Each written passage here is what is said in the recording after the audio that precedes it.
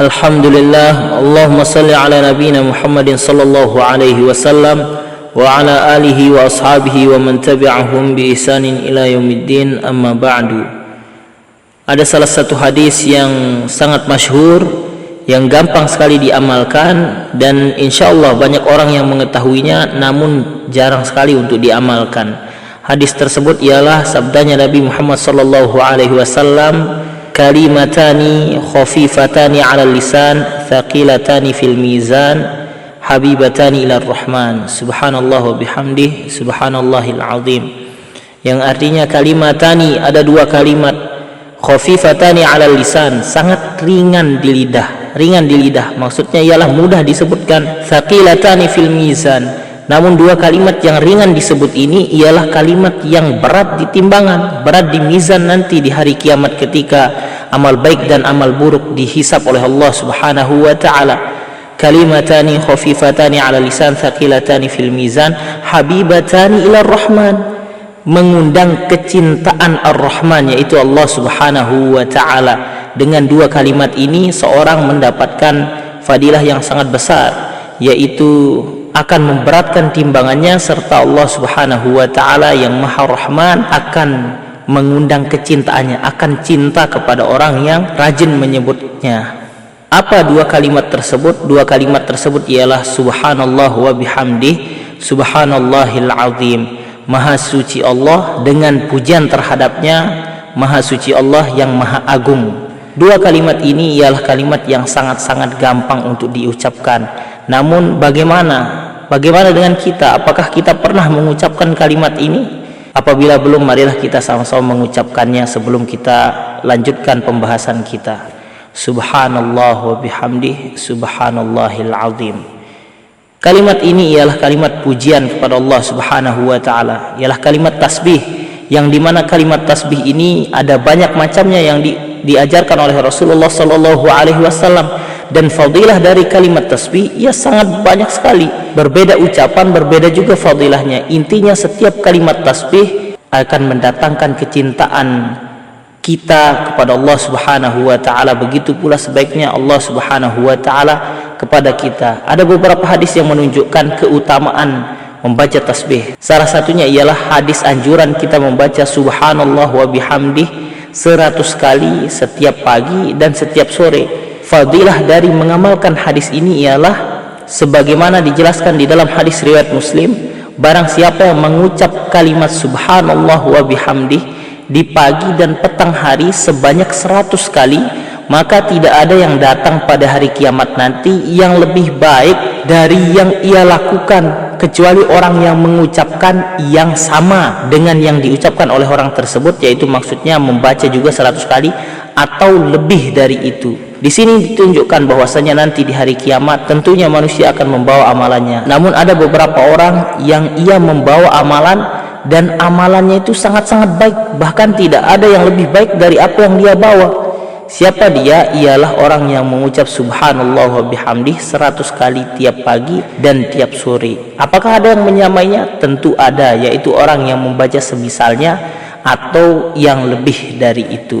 Di dalam hadis ini ditunjukkan bagaimana mulianya kalimat tasbih subhanallah wa bihamdih, menyatakan bahwasanya Allah Subhanahu wa taala ialah maha suci. Tentu ada banyak hadis lain yang menunjukkan keutamaan tasbih, dan bahkan dijelaskan di dalam hadis yang lain bahwasanya kalimat tasbih, yaitu zikir kepada Allah Subhanahu wa taala, ialah tanaman surga nanti.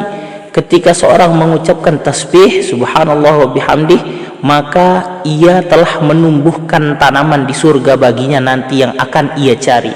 Dari Jabir radhiyallahu anhu, Nabi sallallahu alaihi wasallam pernah bersabda, man qala subhanallah wa bihamdih ghurisat lahu nakhlatun fil jannah. Hadis riwayat Tirmizi, yang artinya barang siapa yang mengucap subhanallah wa bihamdih, maha suci Allah, dan dengan memujinya, ghurisat lahu nakhlatun fil jannah, maka ditanamkan untuknya satu pohon kurma di surga. Masya Allah. Dengan mengucap subhanallah wa bihamdih, seorang sudah mampu menanam satu pohon kurma di surga yang nanti ia akan cari tentunya ketika ia masuk surga. Logikanya ialah orang yang memiliki pohon di suatu tempat tentunya ia akan mencarinya suatu saat nanti. Oleh karenanya marilah kita terus perbanyak kalimat tasbih, ucapan zikir kepada Allah Subhanahu wa taala yang nantinya akan kita cari di akhirat kelak.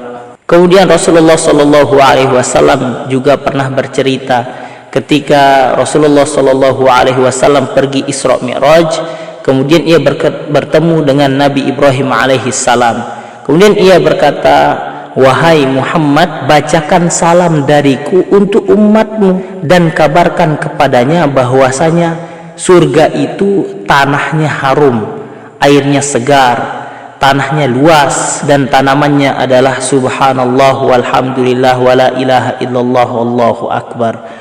Di dalam hadis ini, di dalam cerita ini diceritakan bahwasanya sifat surga ialah tanahnya harum, Masya Allah. Bagaimana kita belum bisa membayangkannya sekarang. Kemudian airnya segar, Masya Allah. Semoga nanti kita bisa meminumnya dan juga kita bisa mencium aroma tanah surga nanti.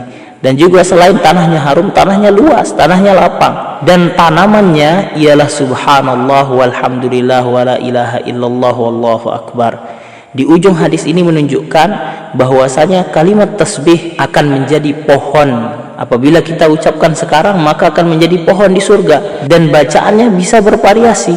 Kalau di hadis yang pertama tadi subhanallah wa bihamdih, kalau yang ini subhanallah walhamdulillah wala ilaha illallah wallahu akbar. Intinya ialah marilah kita terus meningkatkan zikir kita kepada Allah Subhanahu wa taala. Amalan yang paling dicintai oleh Allah Subhanahu wa taala ialah amalan hati. Amalan lisan yang dituturkan oleh manusia tentu dicintai oleh Allah Subhanahu wa taala. Namun apabila ia mengucapkannya terpaut dengan hatinya, maka Allah Subhanahu wa taala akan lebih suka. Amalan seorang hamba yang ia lakukan dengan badannya, dengan usahanya, tentu dicintai oleh Allah Subhanahu wa taala. Namun apabila ia amalkan dengan hatinya, terpaut dengan hatinya, maka Allah Subhanahu wa taala akan lebih suka. Oleh karenanya marilah kita berusaha untuk mengamalkan zikir, memperbanyak tasbih, dan tentunya berusaha agar hati kita terpaut dengan apa yang kita ucapkan tersebut. Semoga Allah Subhanahu wa taala selalu memberikan kita taufik dan hidayahnya agar kita terus berzikir kepada Allah Subhanahu wa taala, karena tentunya dari kesimpulan hadis yang telah kita baca, kita dapat simpulkan bahwasanya berzikir kepada Allah itu adalah sebab masuk surga. Namun perlu kita ingat juga, jangan sampai kita sombong dan merasa oh pasti kita bisa melakukan atau melaksanakan zikir kepada Allah Subhanahu wa taala. Tetap kita harus memohon kepada Allah Subhanahu wa taala, berdoa agar Allah Subhanahu wa taala memberikan kita taufik dan hidayahnya, taufiknya untuk terus berzikir kepada Allah Subhanahu wa taala.